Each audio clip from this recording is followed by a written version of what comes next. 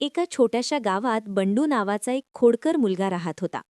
त्याचं काम होतं शेतात बसून मेंढ्यांची राखण करणं. पण बंडूला कामापेक्षा मजाक जास्त आवडायचा. एके दिवशी त्याला खूप कंटाळा आला. मग तो जोरजोरात ओरडू लागला, लांडगा आला रे आला, वाचवा वाचवा. गावकरी सगळी कामं टाकून धावत आले, पण तिथे लांडगा नव्हताच. बंडू हसत म्हणाला, अरे मजाक केला हो. गावकरी रागावले, पण निघून गेले. दुसऱ्या दिवशी बंडूने पुन्हा तेच केलं. लांडगा आला रे आला. गावकरी पुन्हा धावले आणि पुन्हा फसले.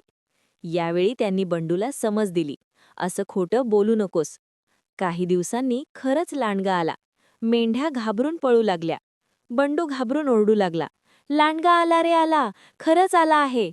पण यावेळी कुणीच आलं नाही. सगळ्यांना वाटलं परत मजाक असेल. लांडग्यानी मेंढ्यांवर हल्ला केला आणि बंडू रडत बसला. तेव्हापासून गावात एक म्हण प्रचलित झाली.